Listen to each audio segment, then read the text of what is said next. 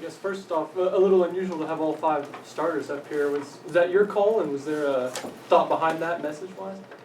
I mean, hopefully some of you guys asked questions that needed to be asked. We asked about rebounding, one of the things that they brought up too. How much of an issue was that in your mind today? It was huge. We got pounded on the glass. We had 0 offensive rebounds in the first half. At times during the game, we were non-competitive on the glass. A couple of the guys, basically all of the guys, said that Mississippi State was the more aggressive team most of the game. That basically they said that's, I'm not sure what the word was, but unacceptable at this point in the season. Are you surprised on a night like tonight that State was clearly more aggressive?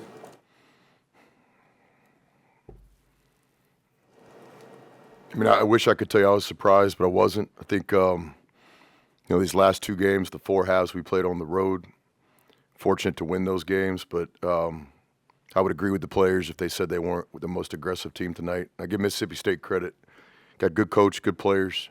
I thought 5 was the difference in the game. You look at his plus minus, winning basketball. You look at the stat sheet on us. We had 1 guy that had a positive plus minus today. We got some good minutes from Mikal off the bench, but college basketball is a player's game, and you gotta have guys show up to play.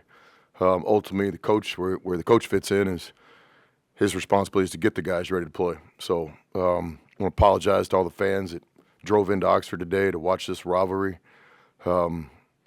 We did our best to explain to the guys how important this game was, and we obviously didn't get it done. Sean said since really that second half of the Kentucky game, it's kind of been a decline downhill, and he characterized it as complacency. In your eyes, is that a fair characterization since that happened? I mean, if complacency is a part of this, then we've got some guys that need to do some real soul searching. I mean, complacent for what? Like, what have we done that allows us to be complacent? Chris, is it an oversimplification to say that they just played with more of a sense of urgency than you guys did? Is that? I think that's a fair statement, and it's hard for me as the coach to say that, but it's exactly what I told the guys after the game. Victory is going to favor the team that's more aggressive.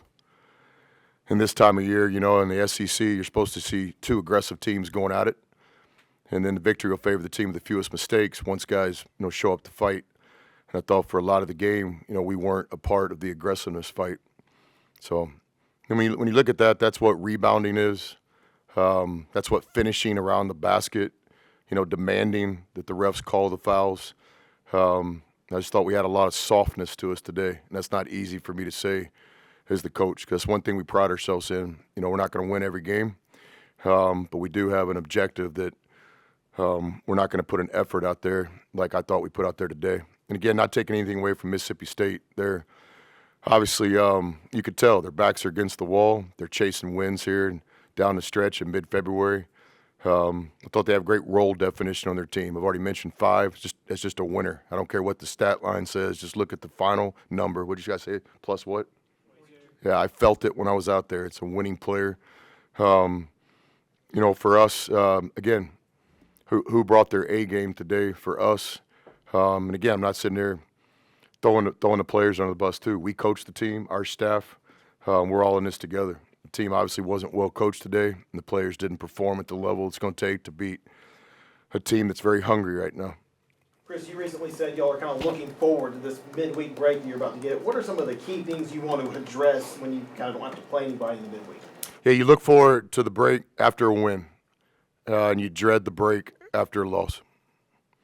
Chris, so in that second half, you went deeper into your bench to just try to find a spark. And with Eduardo specifically, a freshman who's been in your rotation all year, how do you and the coaching staff kind of just keep his memory short with some of the frantic miscues he had in this game? Yeah, I think some of the substitutions tonight were to literally get people out there that, were playing with a sense of pride for Ole Miss. Understood a lot of people paid real money to come to this game today. And, again, we're not going to make every shot. You're not going to win every game. But you can absolutely control what you can control, and that's effort, body language, competitiveness. We were lacking a lot of those things. So I thought John Bowl gave us great minutes. Klafke's always an energy guy. And then Rob Cowherd, it was great to get Rob. Rob's been battling injuries really his whole career. This year, no different. But But it was great to see Rob out there contributing today. He could be a big part of what we're trying to do down the stretch. Last question? All right, thanks. Thanks. Thanks.